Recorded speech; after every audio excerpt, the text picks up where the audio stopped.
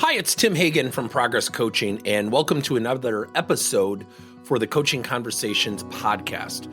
Now, we are on Stitcher, we are on iTunes, and multiple different channels. Please check us out. Now, one of the things that you'll get out of our podcast episodes is a lot of content, a lot of strategy. It's not fluff, it's not concept, yet we really want you to engage with the content and let us know your feedback. If you have any questions, feel free to reach out to us. If there's topics you'd love to have us address, we would love to share them with you. Let us know your impact and let us know your feedback. When putting together a coaching recipe for the workplace, there are really three main elements. First of all, there are ingredients, and there are two types of ingredients. There are types of coaching, and then there are techniques of coaching, and I'll cover each one of those. And then we take those types and those techniques within the ingredients, and we create a recipe. We mix it together for a well-formulated plan. And then we provide special sauces. What are those little additional things that we can do to really support the ingredients and the mixture into this great recipe? Now, I'm going to talk to you about creating a really collaborative team. Now, we teach something called the 4 C's of teamwork. The 4 C's are connection, commonality, collaboration, and commonality or conflict. So number one, getting people together, finding out who they are, connecting with them, commonality, finding out what their hobbies are. And we do this in a peer-to-peer group coaching format. We break people in groups of 2. That's the ingredient.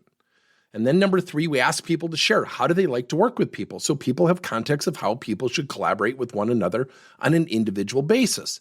And then number 4, we have them share what's their relationship with conflict. Now, I'm very comfortable with conflict, so if I get together with, let's say, Lisa, who says, I hate conflict, I know to be more empathetic and sensitive with Lisa. So that's an ingredient. It's a 4-step process done in a group coaching. Within the group coaching, there's peer-to-peer activities, okay? The techniques are asking questions, such as, what did you learn about your partner? What did you have in common with your partner? How many of you have, with collaboration, you like to work in an independent environment versus a team environment? Raise your hand. Conflict. How many of you raised your hand that you fear conflict? You don't want to have it. And hands go up. And what happens is it creates this element of teamwork. Then the recipe is mixing this together. Now that's a 4-session process that we do that you can do repeatedly on a quarterly basis, switching partners, always building context and commonality. See, where there's context and commonality, guess what happens? People tend to collaborate together. Then, guess what happens when conflict occurs? It's dissipated because we have context and we know what we have in common with each other. Now, people often fight this when they first hear about it, and I say, think about it. If I know who you are and that you have 3 kids and you just moved here and that you also coach volleyball, wouldn't you and I be in a better position to have conflict if we didn't have that understanding of each other? Of course. The special sauces. Start off your staff meetings with, let's go around the table. And I want you to say 2 positive things about the person to your right, something that they've done to contribute to the team in the last 30 to 60 days that maybe not all of us know about it. And you get people talking positively about each other. Number 2, have people read books like Who Moved My Cheese or My Iceberg is Melting by John Kotter, which talks about change and certainly elements of teamwork. Now think about that. The 4-part session is 30 minutes, 2 hours total. You can do it over the course of 1 to 2 months. You bring that together in a recipe, group coaching, peer-to-peer. You have some questions. There's activities within those sessions. And then outside those sessions, you can have what are called a supplemental coaching, reading a book, watching a video, starting off staff meetings.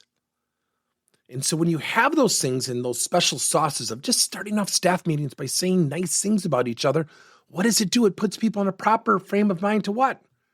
Not argue and be arduous with each other. It's as simple as that. So when you're putting together a coaching recipe, first think about the ingredients. What type of coaching are you going to use? What are the techniques you're going to use? What questions are you going to ask? What activities are you going to facilitate? What's the learning project between the sessions, such as next week come in with 2 examples? See, when you understand the types of coaching and the techniques afforded to you, building recipes for workplace coaching success is really easy. The special sauces can be as simple as putting a note in someone's desk, starting off a meeting with positive accolades around one another. It can be as simple as that. Calling people into the office and having your boss there only to praise them. And oh, by the way, you're not just talking to one person. That secret sauce gets the whole team talking. So give us your topics. We'll build you a recipe. We'll even cover in one of our episodes of the coaching school. Thanks for your time. Let us know your thoughts. Thank you for listening to another episode of Coaching Conversations by Tim Hagen and Progress Coaching. Now, our company is always coming out with new and innovative solutions to help leaders coach their employees. And recently, we just created a new service called Coach to You, where leaders can pick and choose topics and assign 7 to 21-day programs for employees to learn and, more importantly, apply actions and then reflect and share what they're going to do going forward as a result of the learning. It's called Coach to You. We're literally bringing coaching to your employees. If you're intrigued, we'll have a link in each one of our episodes where you can get more information. And again, thank you so much for listening to another episode.